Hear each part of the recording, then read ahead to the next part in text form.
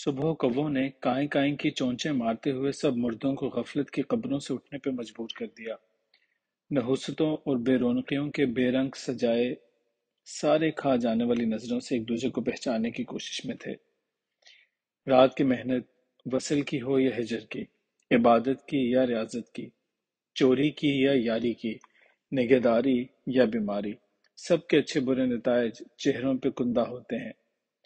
आंखें तो कह रही हैं कि जागे हो रात भर, इन सागरों में बुए शराबे विसाल है। मैं जरा परे बनेरे के साथ लगा, पीलू की मसवाक कर रहा था और कानी नजरों से बेगम को भी देख रहा था, जो भाड़ मुंह निकाले मुझे यूं बेनियाज सा तक रही थी। यही मुझे अंदाजा हुआ कि ऐसी घरेलू टाइप देसी बीवियां, इनके जिस्म जवानी का कोई दीन मजहब नहीं होता। होती कुछ हैं, दिखाई कुछ और देती हैं। खुश नजर और खुश बख्त है वो शोहर जिसकी बीवी 2 अढ़ाई बरस के बाद भी उसे बीवी ही दिखाई दे। इन बीवियों मजलूमों की उम्र उरूसी बहुत थोड़ी होती है। यह भी सूझ आई कि शरीक हयात, जोजा, मनकूहा, बीवी, घरवाली, अहलिया, बच्चों की माँ, उरूसा वगैरह सब मुख्तलिफ अदवार जिंदगी और मुख्तलिफ अज़दवाजी रवैयों और कैफियतों के इशारिये हैं। शोहर नामदार पे ऐसा वक्त भी आता है कि रवैयों से बीवी सौतेली बेबे सी लगने लगती है, जबकि कोई हमदर्द मुखलिस बेवा उरूसा सी महसूस होती है। मैं कई ऐसे समझदार और नफीस शोहरों से वाकिफ हूँ कि एक अरसा दराज से कभी अपनी बीवी के हमरा शॉपिंग और किसी और मकसद के तहत बाहर नहीं निकले कि बेदीदा लोग इनकी बीवी को कोई बुजुर्ग समझकर न्याजमंदी से सर आगे झुका लेते हैं। कई घरों में ऐसे भी हुआ कि साहब को मिलने कोई घर पे आया, दरवाजे पे उनकी अहलियां आई, बताया कि वो घर पे मौजूद नहीं, शाम 6 बजे के बाद आइएगा। आने वाला एहतराम से एक फाइल देकर कहता है, माँ जी, ये कागजात शेख साहब को दे दीजिएगा, बाकी बात मैं उनसे टेलीफोन पे कर लूंगा। शाम को टेलीफोन पे बात होती है, हाँ जी, फाइल में आपकी अम्मा जी को दे आया था, आपने देख ली होगी। इसके बाद जो गुफ्तगू हुई होगी, आप बखूबी अंदाजा कर सकते हैं। मिसवाक दीवार के परे फेंक कर मैं बेगम की जानिब बढ़ आया। आंखों में नींद की कसलमंदी थी। बाल जो कभी जुल्फें हुआ करती थी, यूं खिखड़ा खिलरे हुए थे जैसे किसी धुनिये ने धुनक दिए हों। इंसान, खास तौर पे बीवी औरत के असल खदोखाल खाली पेट सुबह सुबह बेदारी के ऐन चंद मिनट तक अपनी जिबिल्ली अंदाज लिए हुए होते हैं। मेरी साली की बहन इस समय एक उम्र रसीदा मुस्तकिल पाड़े बैठी मुर्गी की मानिंद दिखाई दे रही थी, जिसके बालों पर रीप्लांटिंग करवाए गए हों। सोने के सारे अंडे एक बार इकट्ठे निकलवा कर उसके पेट में पुराने गोल्फ बॉल भरवा दिए गए हों। मुझे इसी तरह खुबती नजरों से देखते हुए पूछा, इस बेतरह घूर घूर क्या देखते हो? मैंने कमाल कसब से काम लेते हुए कहा, रात इधर बिल्लियों ने तुम्हें कितना परेशान किया। फूल सा चेहरा कुमला कर रह गया है। जरा अपने बालों की हालत देखो, जैसे बाल ना हो, जंगल उगा हुआ हो। रूहानसी सी बोली, बिल्लियां तो लाहौर में भी हैं, मगर ऐसी दुखिया और कमीनियां नहीं। कमबख्तों ने ऐसे ऐसे दिल दहला देने वाले बैन और पिट स्यापे किए हैं कि मुझे अपने कई मरने वाले याद आ गए। मैंने मजीद चूना लगाते हुए कहा, यकीन मानो, मेरा तो जिंदगी से जी उचाट हो गया। बस रात से अब तक मरने का ही धड़का लगा हुआ। बेगम मेरे मुंह पे हाथ रखते हुए बोली, सुबह सुबह तो ऐसे मनहूस शब्द मुंह से ना निकालो। बस इधर जो रहना था रह लिया, नाश्ता करके निकलने की करो। क्या कह रही हो? कल तेल की रस्म है, परसों शादी, फिर वलीमा। इतना खर्चा और वक्त का हरबा करके आए हैं, और फिर ये तुम्हारे रिश्तेदार क्या कहेंगे? दफान करो सबको, अपनी जान से तो कोई ज्यादा अजीज नहीं। फिर कानों को हाथ लगाते हुए बोली, मैं तो कहूँ इनको ये शादी भी मुलतवी कर देनी चाहिए। सारा दिन बीवी बुखार में फुनकती रही और मैं सियालकोटी अंदाज में बैतुल खला के चक्कर और इसबगोल फांकता दही चाटता रहा। ऐन तेल की रस्म से पहले हम वहां से निकल चुके थे। क़ारीन, ये शायद आपको मज़ीद बताने की ज़रूरत नहीं, वो बिल्लियाँ और बिल्ला, उनकी लड़ाइयाँ, बैन, रोना, चीखना, सब कुछ मेरे पहले किसी मज़मून में इस फ़न का क़द्रे तारुफ़ दर्ज है, और ये भी कि आवाज़ को किस तरह तब्दील और किस दूसरी जगह मुंतकिल किया जाता है। اس فن سے کون کون سے بھلے برے کام لیے جا سکتے ہیں۔ 2 نمبر جعلی پیر اور بھوت پریت والے عامل، اس فن سے توہم پسند لوگوں کو خوب بیوقوف بناتے ہیں اور پیسے بٹورتے ہیں۔ وہ آپ کے روبرو بیٹھے ہوئے کہیں دور باہر سے جن یا ہمزاد کی آواز سنا سکتے ہیں، جبکہ ان کے ہونٹ بھی ہل نہیں پاتے۔ آپ کو پہاڑوں، غاروں، صحراؤں، میدانوں میں تجربہ ہوا ہوگا، آواز دینے سے وہی آواز تبدیل ہو کر ایک گونج کی صورت واپس پلٹتی ہے۔ اس کو ساؤنڈ ایکو کہتے ہیں۔ فن موسیقی کا تمام دار و مدار صوت و آہنگ کی بول عجوبیوں پہ محمول ہوتا ہے۔ اکثر آوازیں ہونٹوں، زبان، تالو، دانتوں، حلق کی محتاج ہوتی ہیں، لیکن کچھ آوازیں ان اعضاء و اعصاب کی مرہون منت نہیں ہوتی۔ پھر طریقے بھی یوں ہوتے ہیں کہ آواز کی لہروں میں جھکاؤ، پھیلاؤ اور گھماؤ پیدا کیا جا سکے۔ سپورٹس میں آپ نے دیکھا ہوگا کہ کھلاڑی آہنی وزنی گولے یا لمبے نیزے کو کس پھرتی اور ہنر سے دور اپنے نشانے کی طرف اچھالتے ہیں۔ وہ ہڈی لکڑی کی ٹیڑھی کمان یا تشتری جو نشانہ کی جانب اچھالی جاتی ہے، فضا میں لہرا بل کھا کر واپس اپنے مرکز پہ پہنچتی ہے۔ سارا کمال پھینکنے والے کے ہنر، مشق اور اس چیز کی ساخت پہ ہوتا ہے۔ آپ نے منہ سے مختلف آوازیں نکالنے والے بھی دیکھے ہوں گے جو منہ سے ہر قسم کی آوازیں نکال سکتے ہیں۔ فلم میکنگ میں اکثر اقسام کی آوازیں ان فنکاروں کی مرہون منت ہوتی ہیں۔ ہوائی جہاز، ریل، مشینیں، مکھیوں کی بھنبھناہٹ، جانوروں کی بچوں کے رونے کی زنانہ مردانہ، غرض یہ کہ ہر طرح کی آوازیں پیدا کرنے والے فنکار موجود ہیں۔ میں نے ایک روسی فلم دیکھی تھی۔ جنگ عظیم کے موضوع پہ اس فلم میں شروع سے آخر تک جو بھی آوازیں تھیں وہ ایک ہی فنکار فرد کی تھیں۔ بم پھینکے جانے کی آوازیں، گولوں، گولیوں، توپوں کی گھن گرج، بلڈنگیں گرنے تباہ ہونے کی، رونے چیخنے کی، بچوں بڑھوں بوڑھوں کی آوازیں۔ لاہور میں ایک فنکار ایسا ہے، اسے کسی پردے کے پیچھے بٹھا دیں، وہ آپ کو ایسے ایسے صوتی کرتب دکھائے گا، آپ ششدر رہ جائیں گے۔ میں نے اس سے ایک ہی کرتب سنا تھا۔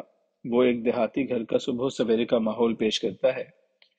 لسی رڑکنے کی مدھانی، کوے، چھوٹے بڑے پینڈو بچے، حقہ گڑگڑاتا ہوا ان کا لالا، کوسنے سناتی ہوئی ان کی بیبے، کتا کتورا، بھینس، کٹے کا ڈکارنا، چڑیوں کی چوں چوں، کھانسی، ہنسی، گالیاں، ہمسائی کا لسی مانگنا، حتیٰ کہ پیٹ سے ہوا کا خارج ہونا بھی تھا، اور ان کا ماخذ صرف ایک فنکار۔ میں نے محظوظ ہو کر اسے خاصا انعام دیا تھا اور بہت کچھ سیکھا بھی۔ ایک ایسا ہی صوتی مظاہرہ ایک اور فنکار کا دیکھا۔ وہ فاتح ختم پڑھنے نابینے حافظوں کو اپنے حجرے میں 10ویں پہ بھیجا ہوا سترنگی طعام کھاتے اور لڑائی بھڑائی کا حال پیش کرتا ہے۔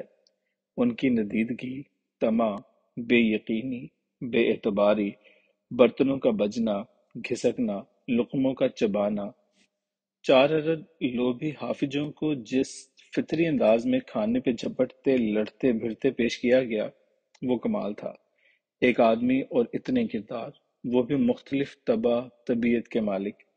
ان میں سے ایک کی آواز بلغمی تھی، ایک ہکلا کر بولتا تھا، پتلی اور بھاری آواز۔ میں نے بھی علاقہ غیر کے اس گاؤں کے بیت الخلاء میں اسی فن کا آسرا لے کر پیٹ خرابی کی آوازیں نکالی تھی، جس کے باعث میں لوگوں کی نماز خراب کرنے سے بچا۔ مجھے یہ معصوم سا دھوکہ دینا قبول تو تھا، مگر اس بڑے دھوکے کا مرتکب ہونا منظور نہ تھا۔ نماز کے بعد لوگ میری زیارت اور دعاؤں تعویذوں سے مستفید ہونا چاہتے تھے، مگر اچانک میری طبیعت خراب ہو جانے سے ان میں خاصی مایوسی پھیل گئی تھی۔ وہ دور سے مجھے لیٹے ہوئے دیکھ کر ہاتھ اٹھا کر شاید میری صحت کے لیے دعائیں مانگ رہے تھے۔ میں سوچ رہا تھا یہ بھولے بھالے لوگ دعا مانگ رہے ہیں کہ میں صحت مند ہو جاؤں تاکہ میں ان کے لیے دعائیں مانگوں۔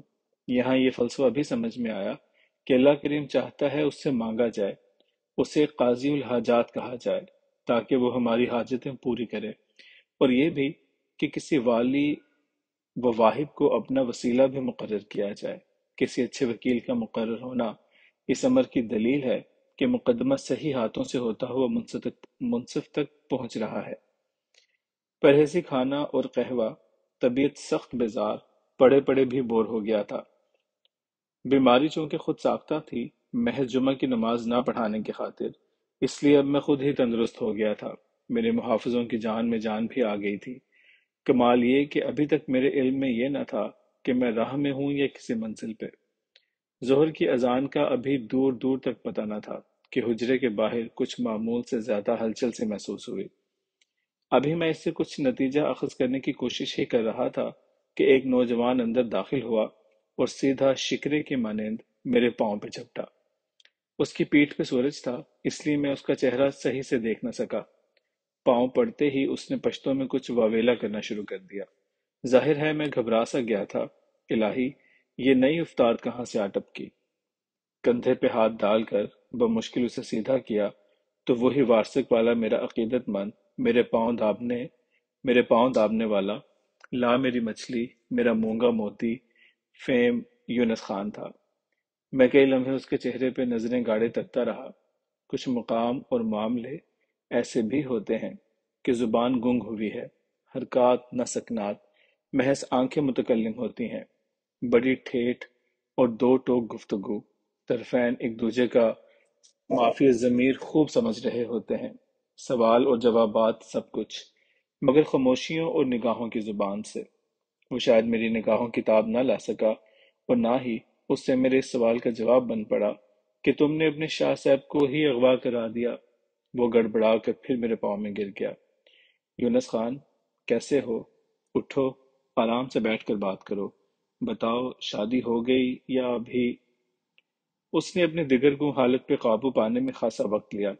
لگتا تھا وہ اپنے دل و دماغ میں بہت کچھ دبائے ہوئے ہے۔ وہ پہلے سے کچھ بدلا ہوا اور کھویا کھویا سا تھا۔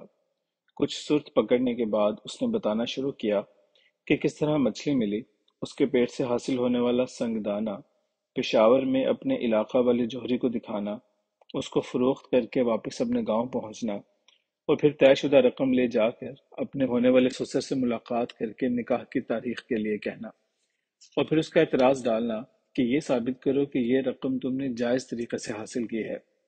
وہ پھر میرے پاؤں پکڑتے ہوئے گھبرایا۔ شاہ صاحب، خدائے پاک کی قسم، نہ تو میری نیت تھی اور نہ ہی میں نے خود دانستہ ایسا کیا۔ میں نے بہت اس کو سمجھایا، قسم کھایا کہ نہ تو میں نے چرس پاؤڈر بیچا ہے اور نہ کرائے کی قاتلی کی ہے۔ یہ پیسہ خدائے پاک نے دیا ہے، میرے شاہ صاحب کی دعا سے۔ لیکن وہ دیوس نہیں مانا اور بولا، یہ پیسے اٹھا کر لے جاؤ، میں رشتہ نہیں دیتا۔ اب شاہ صاحب، میں نے مجبور ہو کر جرگہ بلایا۔ جرگے نے بھی یہی فیصلہ دیا کہ اگر تم نے جائز طریقہ سے یہ رقم حاصل کیا ہے تو اس کا ثبوت دینے میں کیا اعتراض ہے؟ شاہ صاحب، پھر میں نے ڈرتے ڈرتے آپ کا بتایا کہ آپ میرے پیر بابا ہیں۔ آپ نے اپنی کرامت اور دعا سے مچھلی کے پیٹ سے مجھے جواہرات دلوایا ہے، اور یہ بھی بتایا تھا حضرت یونس پیغمبر کی طرح میری مشکل کا حل بھی مچھلی تھا، کہ مجھے مسکین کا نام بھی یونس خان ہے۔ شاہ صاحب، اب مصیبت یہ پڑا کہ سب گاؤں قبیلہ والا میری حمایت میں ہو گیا۔ کہنے لگا کہ شاہ صاحب کو ادھر بلاؤ، ہم بھی ان سے دعا برکت لے گا۔ شاہ صاحب، ادھر تو علاقہ غیر ہے، پاکستان کا حکم قانون تو ادھر نہیں چلتا اور نہ ادھر کا ادھر چلتا ہے۔ میں برابر ان کو منع کرتا رہا، مگر میری کسی نے نہیں سنی۔ آگے آگے وہی لوگ تھے جن کی شادیاں پیسے کی وجہ سے رکی ہوئی ہیں، انہی لوگوں نے آپ کو ادھر پہنچایا ہے۔ خدائے پاک کی قسم، میں نے ان کو بہت منع کیا، مگر وہ…